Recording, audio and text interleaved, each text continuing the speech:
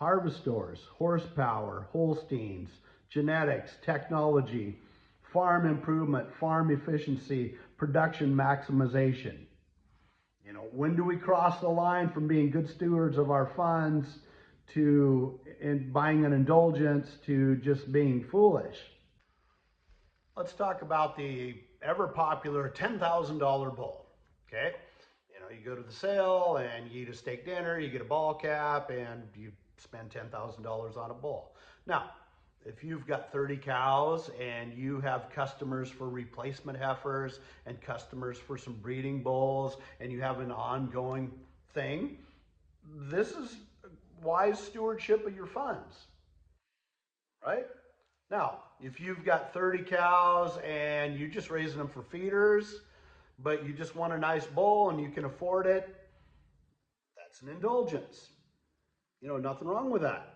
You know, if you're a guy working uptown, making big money, and that's how you choose to spend it, and you can afford it, great. But if you're a 30 cow guy and you need a new baler, or you need to make payments, or you're struggling to pay your bills, or you need to grow your herd, or you need a down payment on a piece of property, you can't afford a $10,000 bull. That you have now traveled down the road to a fool's errand. And so I'll use myself as an example. My weakness was purebred Holsteins. I was a pretty good cow judge, and I ended up going to World Dairy Expo the year that Northcroft Ella Elevation won Grand Champion.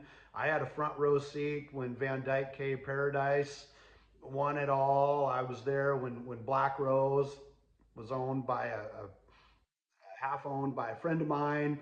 So I had a front row seat for some of these things, and I ended up spending a lot of money on purebred Holsteins. Money I couldn't afford. And I think at that time, if I'd have made a lot of money, I would have just kept spending it. And so here's an example. A friend and I we were clipping cows at a pretty high-end sale in Iowa, and they had one of the most famous cows in the Holstein breed there. And we're clipping cows, and ooh, pretty nice heifer. She's a granddaughter of this famous cow. And we're like, we'd like a piece of this.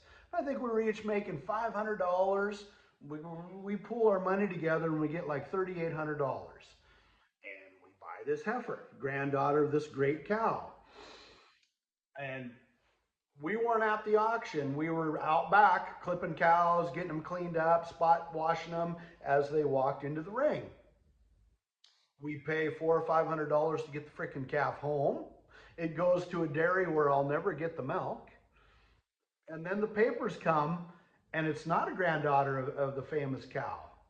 You know, it's a granddaughter of a sister. And so we called the auction company and, hey, the catalog said this. And they're like, well, we announced at the auction that the catalog was off. Well, we were out back freaking fitting cows. And that was $1,700 I couldn't afford. I couldn't afford the trucking to get some bitch home. And then it goes to a place where I don't get any money for the milk eventually. I can't even remember where the money went. So fast forward, you know, that was in the mid 90s. Fast forward about 2010, I'm on my lips. I owe the banks piles of money. And what am I doing? I'm feeding $50 calves. And I'm like, if I would have taken that 1,700, and that wasn't the only time, I did that multiple times. You know, once came home from an auction and I had spent money I couldn't afford to buy something I didn't need. To impress people that didn't give a shit? I don't know. And I'm like, if I would have put that money into a hardcore production animal, you know, bought calves, put them out, just put pounds out on a pasture 30 years ago, I'd have been a lot better off financially. So this gentleman asked a question, expound. And so we do this thinking we're good businessmen. We put up the Harvestore thinking we're good businessmen. And sometimes the difference between being very wise and being very foolhardy Hardy, is interest rates. Guys put up Harvestores in the mid-70s, and then when they went to refinance the farm and their shadow loans in the late 70s, early 80s, all of a sudden they owed 14, 15% on Harvestores. Well, you got to ask yourself, can I afford to be this efficient? Can I afford to save this much money? Can I afford to produce this much milk? Can I afford to produce this much beef? Many times the answer is no. You know, so I've done videos recently on my feed system, which is pretty freaking raw. And I get everybody, oh, you could be more efficient. You should, you know, yeah, shit, you know, for $100,000, I could get an extra half a pound of gain a day. And I'd go broke.